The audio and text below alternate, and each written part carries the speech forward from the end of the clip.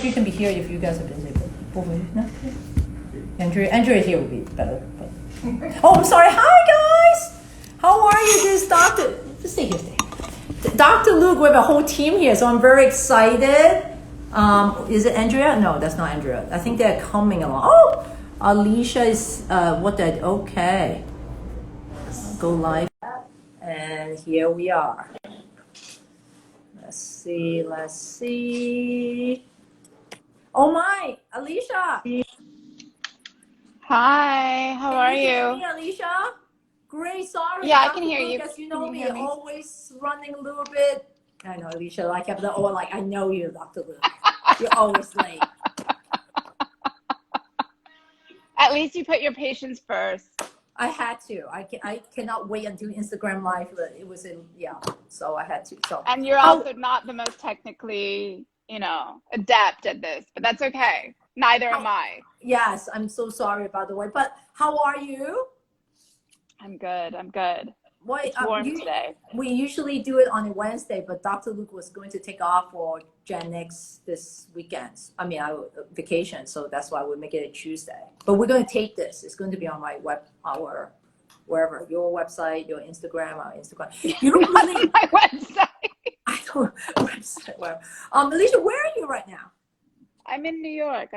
I got back like 2 weeks ago from London. I'm in New York City. I'm here for another couple of weeks, and I go back to Europe. Great. Well, people are signing on, and Alicia, let's introduce yourself to the audience. Your famous article on New York Times. Oh well, that was exciting and kind of nerve-wracking. That was the first time I'd written something. But some of the article is okay. Everyone's asking who's the doctor. I'm like, well, you need to come on. I know.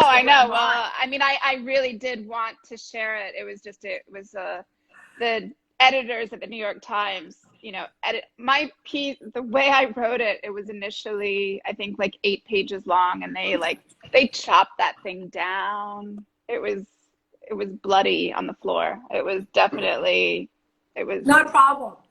And I told my mom, because I told my parents, so I look at the up times, I'm like in New Hong Kong, wherever. And then I said, it's okay, Janelle, don't see your name, but Alicia got a beautiful child. That's why I was like, yes, Mom. I do. My parents are very critical. They're like, oh, is it really you? I said, go on Instagram Live. My mom was like, don't believe me. Doesn't believe me. It was Dr. Luke. She did it. I really am grateful to you. Because without you, it wouldn't have happened. Well, you did most of the work. So Alicia, talk to us. By the way, to the audience, we never really, Alicia's very busy, very, very, you're a fashion designer, right? No, you can never get it right. You think I'm a makeup artist. You think I'm a hairstylist. You think I'm a photographer, designer. No, I'm a stylist. So Stylist, fine. So I dressed up like this for you today. Yeah, did you? Oh, you're not wearing your scrubs. It is a scrub. It's this fancy new scrub. So I dressed it up for you. So we're trying to revolutionize. Okay, your stylist. I get to know. When did we get to know each other? How old is the baby now? Romeo is 18 months. 18 months. Yeah. So now. No, but I reviewed. So Alicia, you talk about your journey with me. Yeah, you go ahead first because we met. Much longer than that. I have to. I mean, I think my memory is gonna fall short, but I think we met in 2014, 15, 16. One of those. Anyway, we met a while ago when I first started questioning, what I could do. I just come out of that relationship that was really, it was a complicated situation that I had to get away from, and I came to you and started, just to kind of understand what my choices were. And at the time, you're like, why don't you just do it now? Just do it now. And I was just so terrified because to me, it was like, had no idea what it entailed. I didn't know if I was capable. Like in my mind, I was going to be doing this with a partner. I wasn't going to be doing this on my own. And all of a sudden, that's what I was faced with. And I had no idea how to approach it. And it was terrifying to me. And I think, and you know, your response was like, just do it now. And I think I froze up. So I think a good year and a half or 2 years between the time I first saw you and then when I was like, we need, you know, let's do this. But between all that time, I met with other doctors. I kind of looked into freezing eggs. I looked into, you know, going to Denmark. How old were you, Alicia, at that point? You were 39, 40? I think I was around 40 when I first met you. Yeah, 39 or 40 when I first met you. Right. And then when I bet I scare you of pulling out my statistical table. Yeah, exactly. You're like, okay, it goes like, you're like, basically, there's no hope. Let's get going, Alicia. And you're like, yeah. Pull off. Yeah, exactly. I needed you to like step back, give me some space, give me some time to breathe and figure it out. So I really had no idea. You know, I'm a strong individual, but the idea of having a baby on my own was terrifying. It was just, you know, it just wasn't something that I had ever imagined, and I couldn't fathom how that was even a possibility in my world. I had no idea about the cost. I had no idea about everything involved. It was overwhelming. And I think I really needed that time to kind of figure it out. And I kept getting doors slammed in my face in terms of like, you're too old, your levels are too low, you're not a worthy candidate, basically. And then I came back to you, you know, several years later, and that's when we started. And you were so, I mean, you really kind of took me in, and you were like, no, let's do it here. Let's take care of you here, because I was going to run off somewhere in Europe, somewhere trying to find you were some thinking, place. I'm surprised about the prices in Europe, and this is a great thing for all the audience to understand. You were 43 now when you came back, right? 42, 43? I was definitely, yeah, 43 probably at that point. Yes. You can look in your your files and see. Yeah, because you gave birth at 45, 44, 45? I turned 46 right before I gave birth. Wow.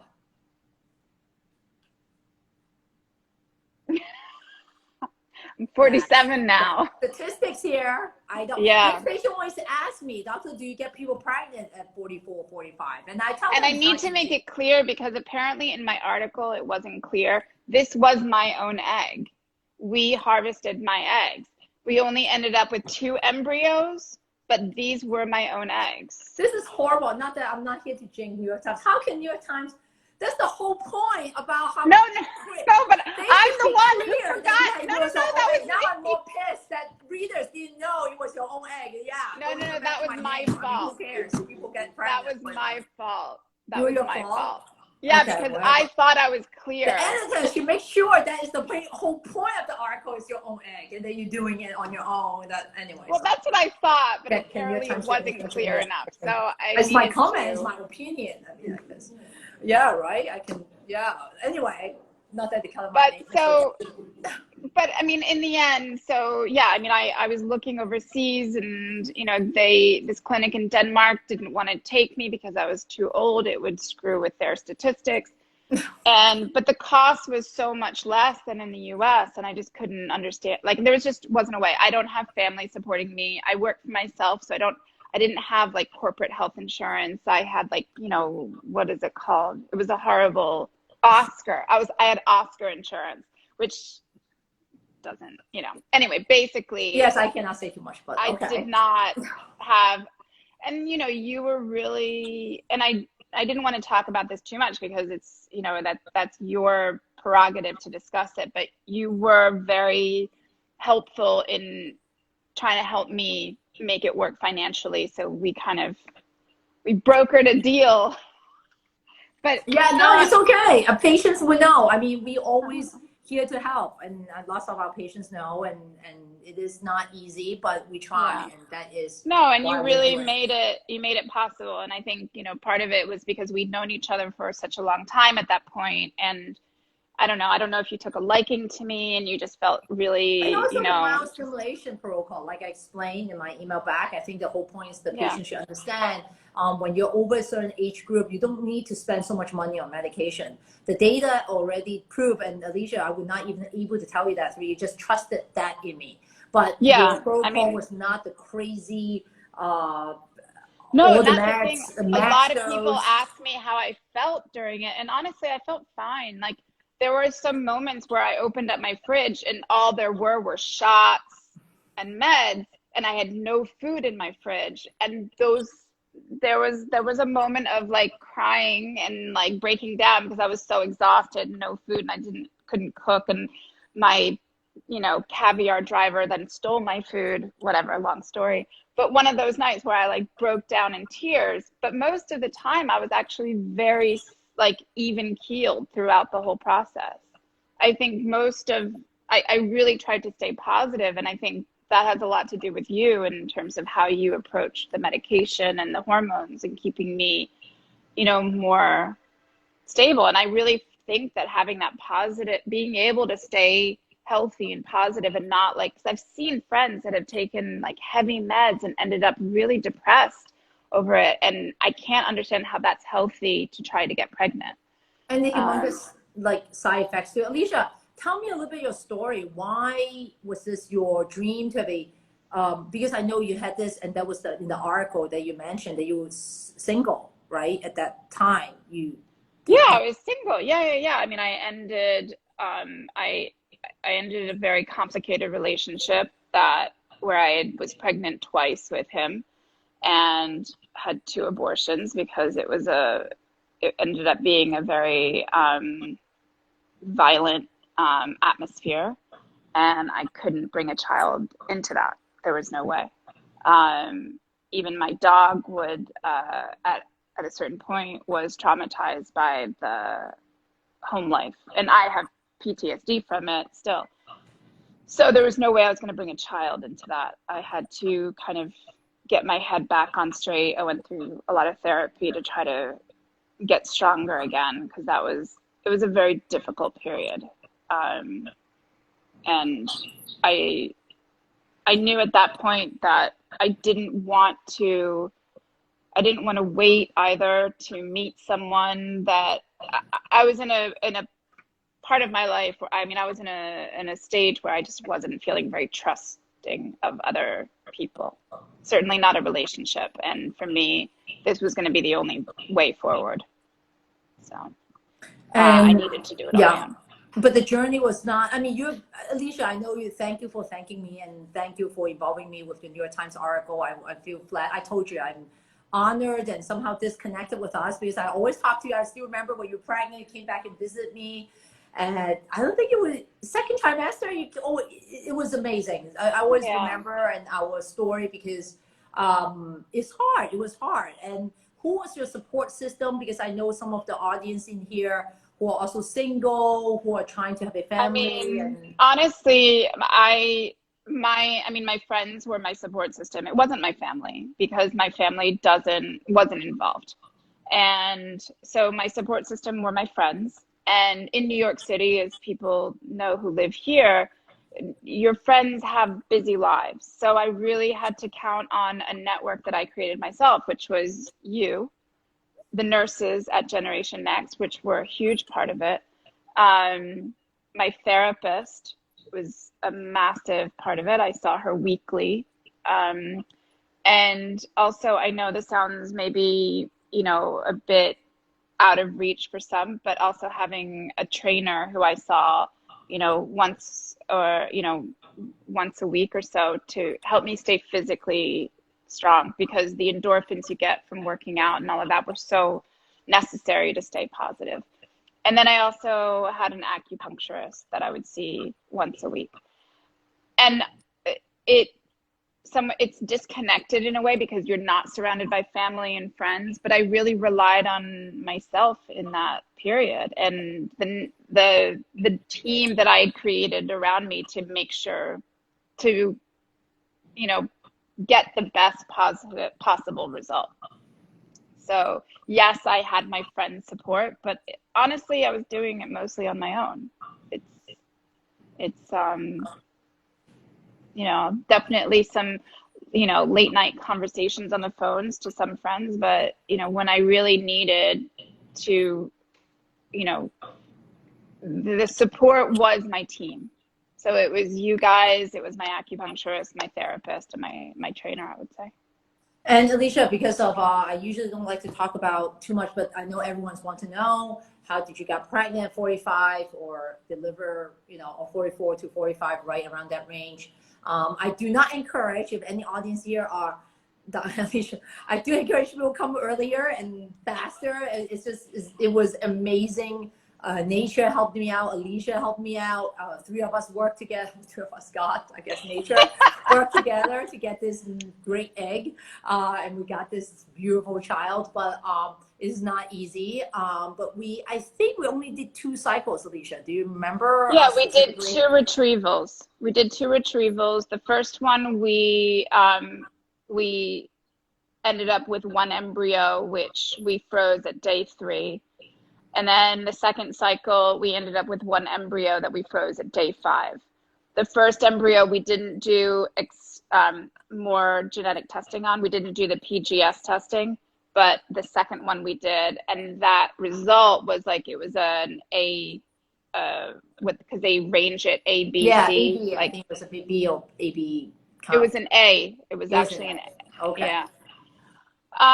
And so because I somehow, in my heart of hearts, that second embryo was the right one, but I wanted my body to kind of get used to the whole process of going through it. I decided to go with the first embryo, but I kind of knew that it wasn't going to take, and it didn't. But at the same time, in fact, we had to do polyps surgery. I don't know if you remember that. We had to remove polyps. And I think that was actually on my birthday. So like it was, you know, it was like, you know, just one thing after the other. Working, keep on tagging along, but exactly. But it was a tested embryo, the embryo that we had, right?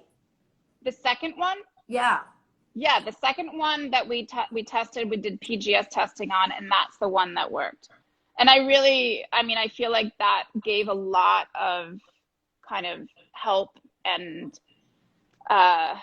reassurance, knowing that it was testing well. And one of the reasons I wanted to test is in my family, there's my nephew has autism, and not that PGS tests for autism, but there was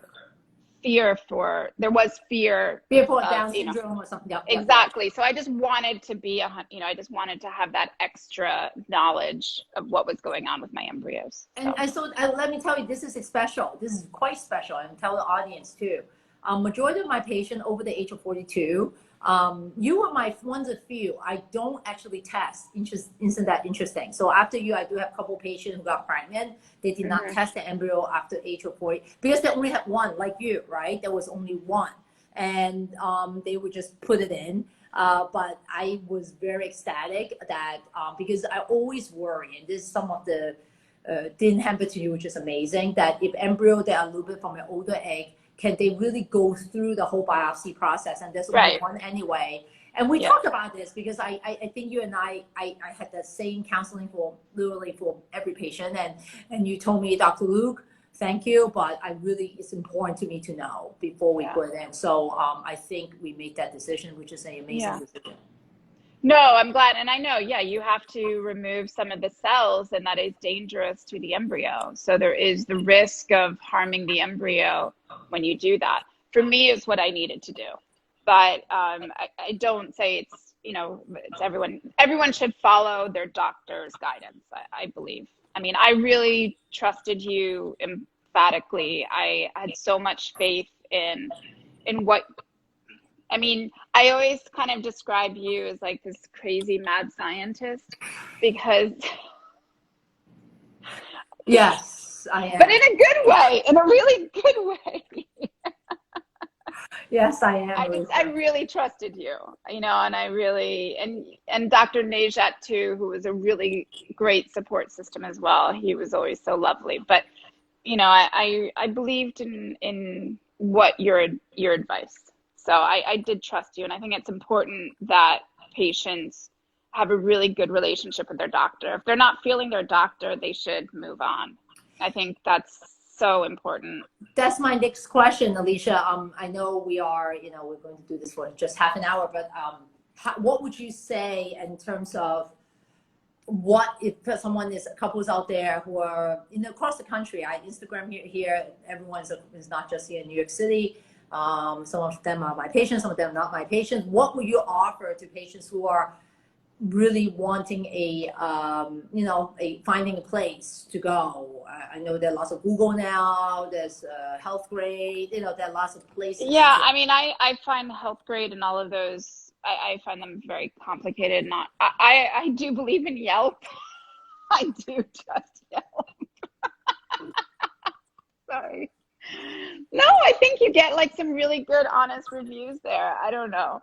How No, did you find me? that, I don't think my Yelp you was were, that great. no, you, oh, really? I No, never no, knew it's you pretty good. It's pretty good. No, everyone's You going on were Yelp. recommended to me through a friend of a friend.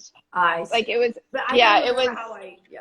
But at it that was, time, it was not, it was 7, you know, downstairs was hot. We get like, you know. no, you were in, when I first met you, you were on the Upper West Side. Oh, but then you follow me. Yes. Yes, got you. Oh, okay. Yeah. I'm touched.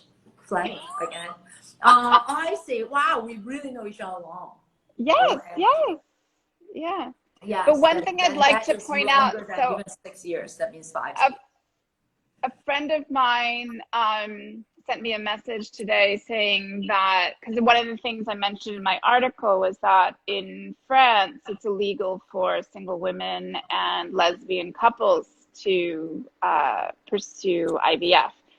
And they are taking it to a vote, apparently. I'm not sure if it's today, but they are taking it finally to a vote to bring it into legality, which is really amazing and exciting news because it's been illegal, you know, forever. And France, I love that because you got some. I never thought of Europe. I do have patients from Asia a lot, and so it is interesting that some No, I mean, countries there's are a lot doing. of country. I mean, they're old Catholic regimes, and you know, it still isn't. There's no separation between church and state, and they think that they should have a right over, you know, women's bodies and choices, and it's really frustrating. It's something that needs to be brought into, you know, a current climate. And I mean, it's, you know, there are problems in the It should US be, with, Alicia. Don't you think? Look at two women talking. I mean, I remember when I first entered. I love all my education and all my pedigree, but a very traditional institution, and it is true. Most of them are, you know, men at the head of each department. Yeah. yeah. So, but hopefully things will change. I feel like it's changing. I hope it's I mean, changing. I hope there's involvement in this. And, you know, I think that if anything, if I hope my story shows that, you know, as a single woman, you can achieve your, you know, your family goals. It doesn't have to rely on, you know, finding that perfect partner. You know, that's not everyone's, like, that's not everyone's story. And that shouldn't be. We're taught to little girls from such a young age, like, you're going to meet your Prince Charming and what, you know, it's such BS. And I'm really so sick of that story that we tell children. And we need to evolve. We need to realize that we no longer live in this very simplified world. We're not built that way, you know. Yes, And absolutely. for I mean, there needs to be freedom for, you know, choices for families. If you're, you know, LGBTQ, if you're single, if you're, you know, whatever your dynamic is, you should be able to create your family. So, Alicia, you know, when you call me, you told me something very interesting. You were in a part of some movie, like about this story of yours. Like you were in this episode. Yeah, let's tell the audience because I think it's interesting. Dr. Lucas doesn't go out much. I look at me, I just study. I don't even, I look at eggs and sperm, and this is my your uterus? Yeah, oh yes, yes. The other day, Dr. Luke's not good, so good English. Like, where's my uterus? Because someone told it to teach a patient. I was like, where's mine? And everyone's like, Dr. Luke, are you okay? Did you have surgery? And I'm like, no, I'm talking about my apparatus that I use to teach students and patients. I was as good as I can. Anyway, yeah, tell them about So Aziz Ansari, who is a dear friend, and he based part of the new season of Master of None off of my story. So one of the characters, whose name is Alicia, on the show goes through I.V.F. as a single woman. And the episode 4 is kind of is based on my experience. And when I was about 7 months pregnant, we started doing interviews and talking about it. And so he created this character about my experience. And this HBO on Netflix? Netflix, okay. Netflix, yes, Netflix. Okay. I should know that. Yeah. No problem. 4th episode. Okay. That's very interesting. Yeah. So can I ask you something, Dr. Luke? Please. That was me. That was my list of questions that I prepared for our interview. So go ahead. What do you think that, in terms of specifically for single women, what do you think that the industry can kind of evolve to create more of a support system for women that don't have partners? Certainly us and me, Generation X, is thinking about it, is really a great therapist because it's a very unique kind of treatment. I totally, and I love it. I was listening about different format of family, which is what you're trying to bring to point. This is 20, we're in 2020 and 2021. 21, thank you. Sorry. Okay, Alicia. Alicia always does that. It's like, don't lose not 5 pp, it's 5 ap. I know. I love Alicia. That's how my patients. Yes, it's 2022 now. I know 2021. Okay, 2021, and I love the idea. I was listening. I think it was 2 years ago. The court justices were talking about gay marriage and all that, right? And I was listening to the argument, which is amazing. Argument about same-sex marriage, or just a different format of family, and I think women. I love the idea of social construct, and I don't like the idea, but I love the idea that you brought social construction to the service of how we're formatted to think. I remember lots of message goes to a younger woman's life, say, hey, you need to get a husband now, you need to get married now, and especially with me, a medical career that is launched from medical, was like 12 years from medical school all the way to fellowship. It's really difficult. And what if I'm not as lucky as I was to met the person I want to marry, and I really want to dedicate my life to my career? Can I not have a family, or I didn't have the opportunity just out of luck?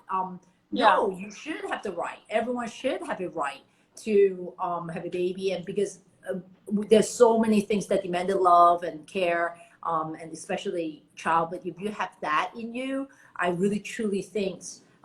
That is something that is very, very important. However, it is tough, the journey. Alicia, do you remember those nights? Of course. And if you don't, I think in the industry is the therapist and also financial help from a government kind of insurance, or that is definitely specifically single women. But I think we need to. I mean, that needs to be something that it needs to be discussed more. It needs to be brought more into the forefront. It needs to be normalized that single women have babies.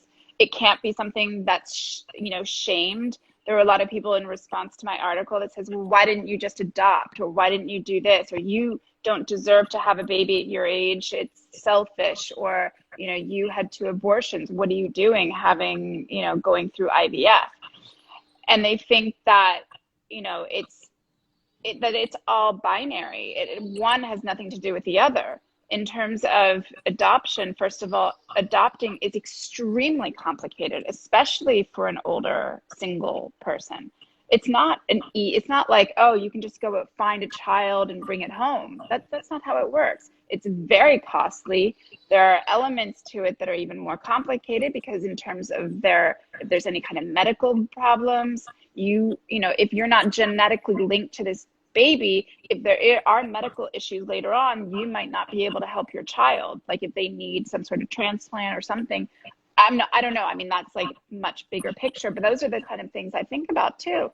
And yes, there are many unwanted children that deserve and need homes, but that might not be the best solution, is coming into a single parent home for that type of baby, because they might need even more support than, you know what I mean, in that type of situation. And in terms of, my choices, they're mine. No one else gets to dictate. I'm very surprised, Alicia. I'm very surprised you got responses. How many would they negative respond to your New York Times article? Like, would they? I don't know. I mean, there were over 800 comments, so I couldn't, read through them all. But I did try to read through the majority of them. But it was difficult. Give me a percentage positive, because I feel. I think a lot were positive, but I definitely saw some negative ones. But I didn't, I wasn't hurt by it. I actually found it mostly humorous, because it's, in a way, I felt sorry for the people who just had so much anger. And honestly, I'm so happy in my choice and I have no doubts about my choices, that it didn't cause any kind of sleepless nights. I just more felt sorry for these people, that they had so much anger in them, and obviously something else was going on in their home life that made them feel so strongly about this. So but I think that the conversations need to be had. I think that the more we talk about it, the more we bring it to the forefront, the more we talk about it with insurance companies. Because the thing is, I'm not looking for government handout here. I'm just looking for my insurance that I pay for to cover me. That's all. I'm not looking for a handout from the government. And a lot of people think that as soon as you want insurance to cover it, the government is no. I pay for my insurance. So I would hope that they would cover my needs. This is not like, it doesn't make sense. Why is a couple that needs, help with this, why can't a single person, receive the same help? It doesn't make sense to me, but anyway. You got a good point. And this is exactly why, one more time, in terms of me as a doctor, since I cannot help with insurance and obviously working with patients to make it more affordable, or payment plan, wherever it is. But the most important is that the medication, you don't need that much. Right. Alicia, because you didn't use that much, or whatever we had, able to get a second try. You didn't actually have the first, actually, right now I have to look back on the cycle, but I don't remember it was from the first one, right? It was from the embryo, because we had 2 IVF. Yes, we did 2 IVF. The first one wasn't viable. The second one. That's right. So my point is that sometimes it may not be the first. It is, so to me, it's not how many eggs you get in one cycle. No. It's the quality, but it's also the quality of the eggs. Yes. You know what I mean? Yes. It's not the number. I mean, you were always very adamant about remembering that it's not the quantity, but it's the quality. So. Yes, and that was how we are here today. So, yeah. Well, Alicia, I right now we still have 3 more minutes. What questions you have for me? I have one last question for you, and then we can wrap this up. No, I mean, I think that I'd be interested to know, in terms of, if there's a way maybe to set something up where, if there's a way to set up like a, not a nonprofit, but like, is there a way like once a year to offer your services pro bono or something. Maybe there's a way to set up some sort of, I don't know. I'm throwing something out there. I'm not trying to put you on the spot. It just kind of, Not a problem. I love to be on the spot. Every day I'm on the spot. No, I've been thinking of ways like how to create like a fund or something to, you know, give that opportunity to a woman who wouldn't otherwise have the option, you know? Yeah, we do so on October, it's called October, we do a complimentary. Right now we're more on breast cancer or patients with so we do a free cycles, and we try to work with pharmacies and places who can provide patients free meds. In terms of cycles, how do we do it? This is where we don't yet have a funding for it, because that's why in some ways Generation X is a low-cost IVF in so many ways. I know everyone's like, oh, let's do it. Well, when you combine to other places around us, we still try to make it affordable. So that's really, well, that's one of the things I would like to say is to people looking out there, I would 100 million times recommend going to a smaller clinic, because I feel like so many times when you go to these big, or is it like CMR or CMH or something like that, those big IVF clinics with the big hospitals, you're just a number. You just end up being a number, and you get like a different nurse every time, you get a different interaction every time. I don't think that that's the way to go about it. This is way too personal of a journey. I think that in America, there's issues with the sperm donation. I've got, you know, I think there's massive problems with how that's unregulated. So I think there's a lot can of we talk about that, Alicia? How did you, how did you choose what happened? I read your New York Times article. You talked a little bit about it, but I think I mean, I ended up choosing, I went with Seattle Sperm Bank in Seattle, because they were I think all of their sperm donors have to be ID available. So basically the child, when they're 18, can contact their biological father. Wow. Okay. Yeah, because I think that you're already removing an element for them, that child's life. I don't want to, you know, then deprive them of wanting, if one day he wants to know who this person is and find out his history, who am I to say, no, he can't have that? But it was not easy, because I find that in America, there's no regulation. So the amount of those sperm can be just, I mean, anyone can have access to it. So you're talking about who knows how many half siblings are running around out there. That's pretty terrifying.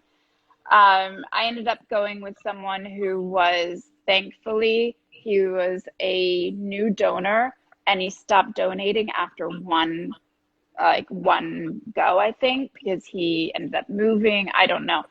But so I think there's pretty limited. So you're looking at characteristics, the count, you're looking at like. You're talking about, I mean, for me, it was so many different things. I was looking at the health of the donor. I was looking at,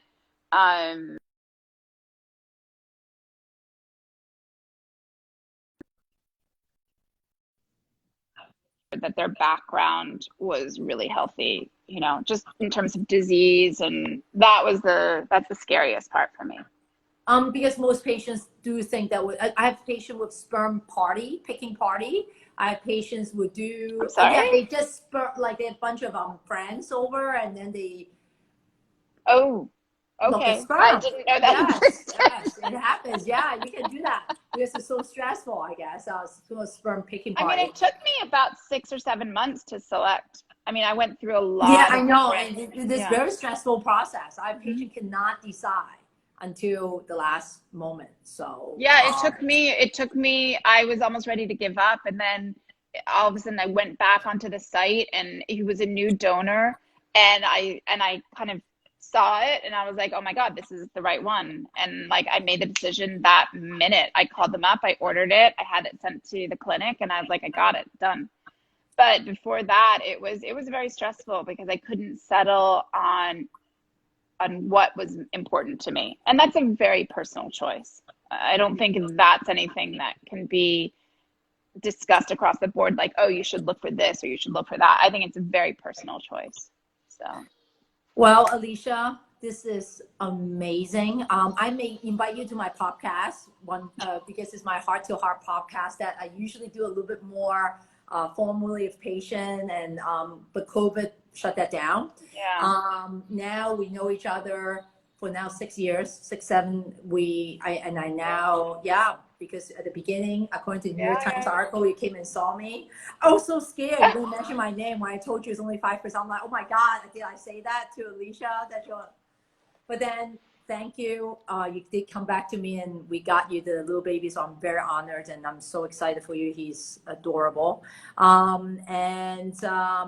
really thank you for an honor to be mentioned in the article, even though there's no name, but an honor to be there, because if not, this would not get us together. This is just amazing. And it's so funny. My patient guessed it was me.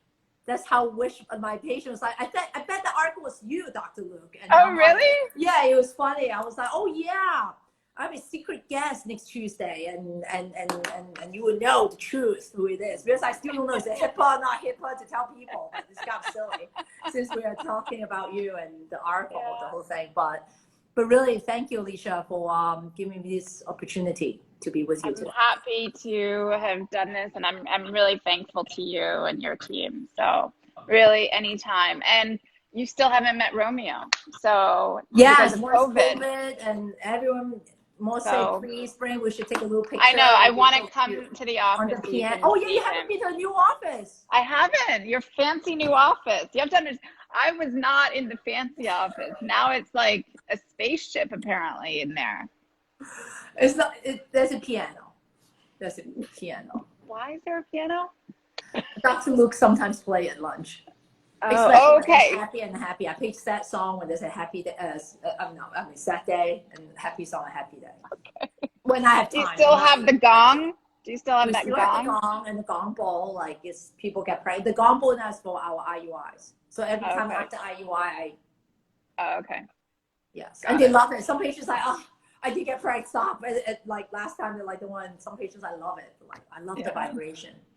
Yeah, I'm getting endorsed and more Eastern. Good. Medication. Good.